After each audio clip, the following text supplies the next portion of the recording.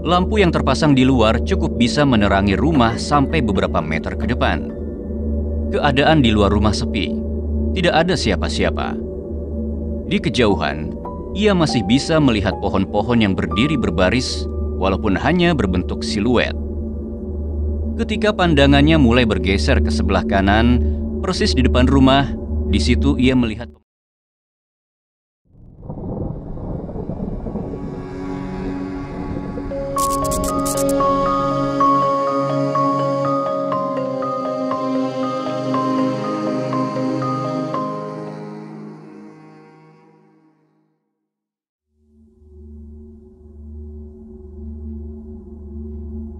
kuliah kerja nyata adalah salah satu mata kuliah wajib di akhir masa kuliah.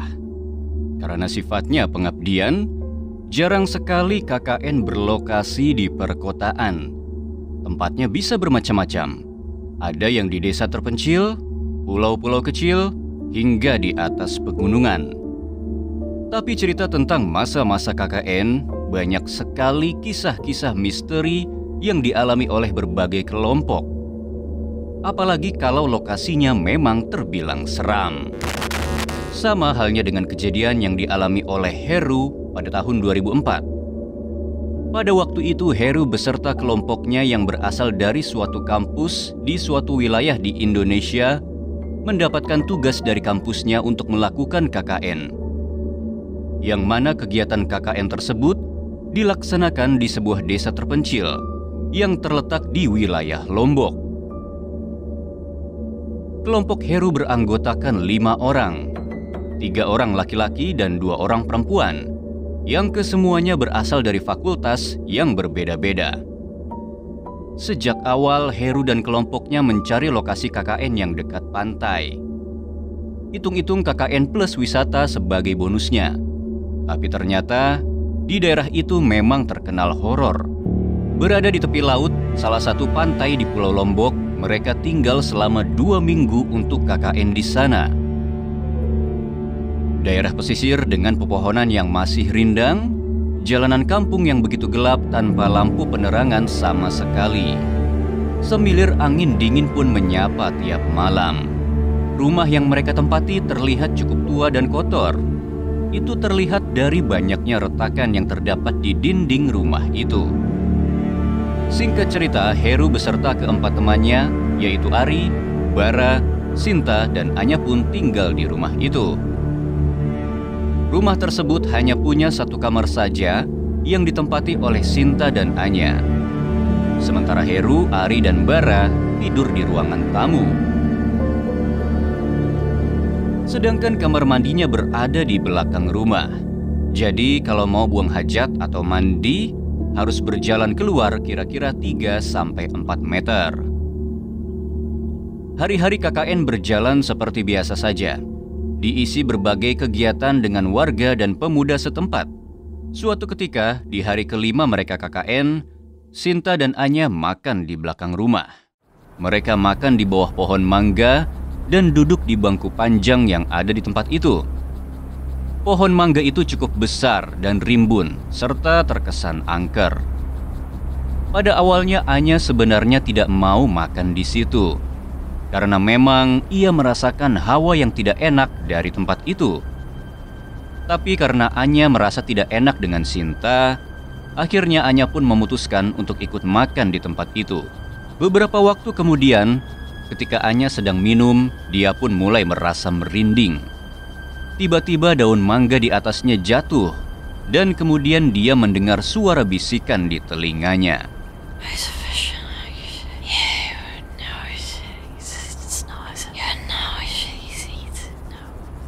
Selanjutnya dia mencium aroma bunga yang menyengat.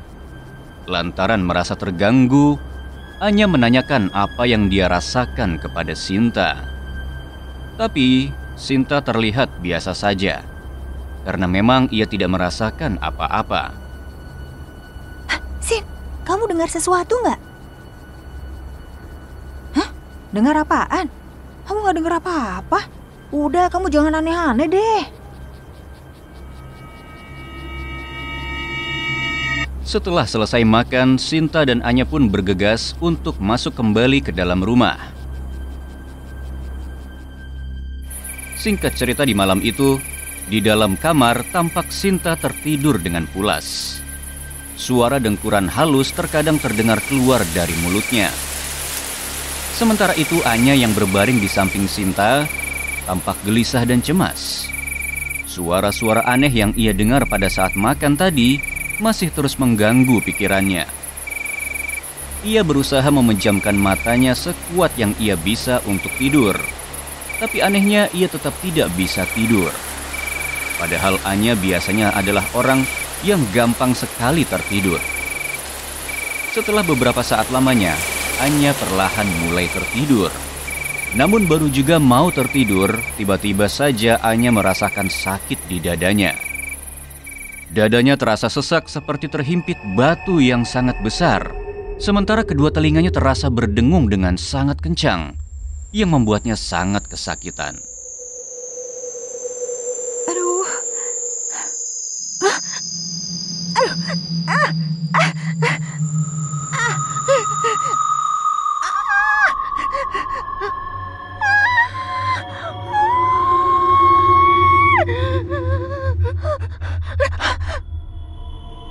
Setelah rasa sesak di dadanya hilang, Anya pun membuka matanya. Anya membuka kedua matanya secara perlahan. Ia pun mengedarkan pandangannya ke sekeliling.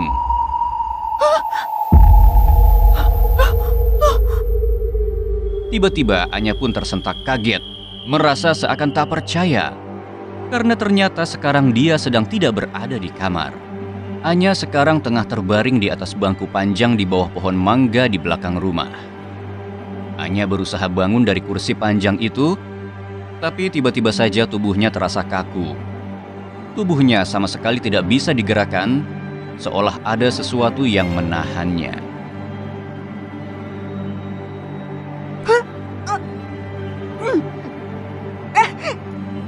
Anya berusaha berteriak minta tolong, namun entah mengapa suaranya tidak bisa keluar. Mulut Anya hanya menganga, hanya mengeluarkan suara erangan yang tidak jelas.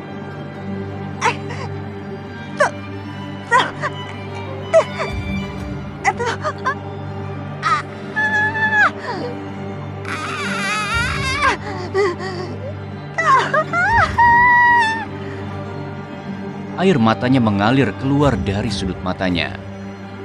Ia merasakan ketakutan yang sangat luar biasa.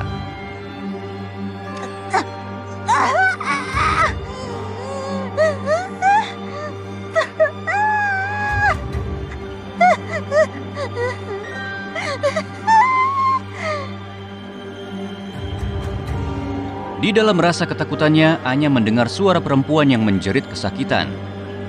Suara itu terdengar seperti seseorang yang tengah disiksa.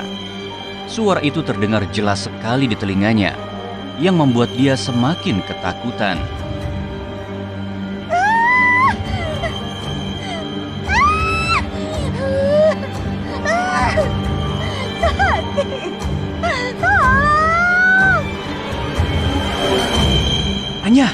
Anya, sadarlah. Hei, Anya, apa yang terjadi, Anya? Hei, bangun, Anya. Istighfar.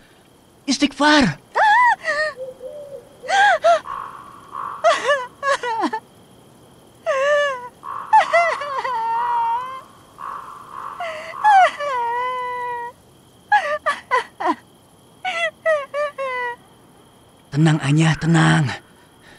Tenang, tarik nafas. Buang, ya. Ayo, ceritain. Ceritain apa yang terjadi. Kenapa kamu bisa seperti ini? Kenapa kamu tidur di sini, Anya? Aku nggak tahu apa yang terjadi. Aku nggak ngerti, Heru. Aku takut.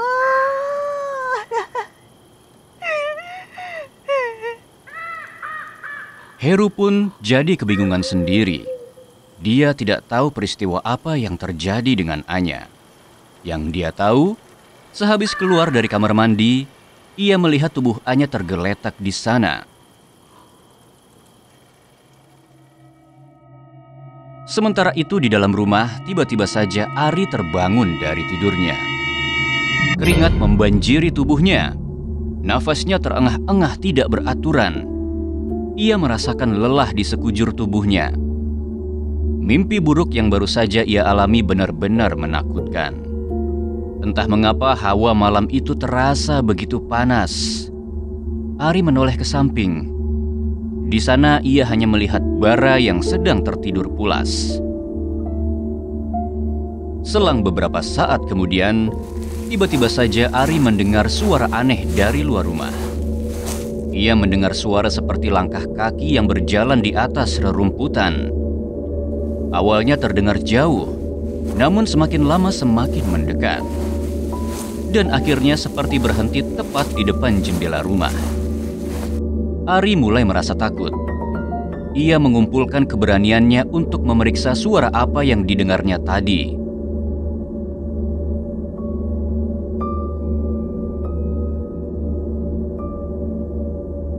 Lampu yang terpasang di luar cukup bisa menerangi rumah sampai beberapa meter ke depan. Keadaan di luar rumah sepi. Tidak ada siapa-siapa. Di kejauhan, ia masih bisa melihat pohon-pohon yang berdiri berbaris walaupun hanya berbentuk siluet. Ketika pandangannya mulai bergeser ke sebelah kanan, persis di depan rumah, di situ ia melihat pemandangan yang sangat menyeramkan. Pemandangan yang samar, tapi masih bisa terpampang dengan bantuan remang cahaya. Hah? Seketika detak jantungnya seperti berhenti. Ia kembali tercekat ketakutan ketika melihat ada sosok sedang berdiri di dalam gelap. Ari merasakan ketakutan yang luar biasa. Bulu kuduknya berdiri.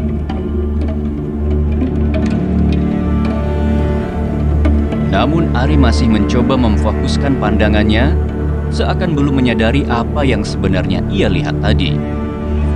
Ari melihat ada sosok wanita di depan rumah. Wanita itu seperti mengenakan gaun berwarna putih. Matanya hitam dan besar. Sosok wanita itu menyeringai, menampakkan gigi-giginya yang runcing dan kehitaman. Darah segar mengalir keluar dari mulutnya.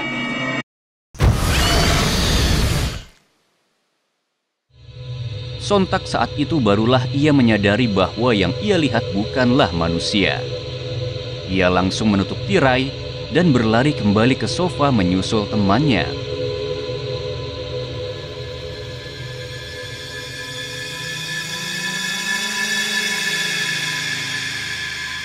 Ari mendapati semua temannya sudah berkumpul, kecuali Bara yang terlihat baru saja datang dari kamar mandi. "Kamu kenapa, Ri?" Ari hanya diam dan tidak merespon pertanyaan Bara. Ia masih terlihat ketakutan dan bingung.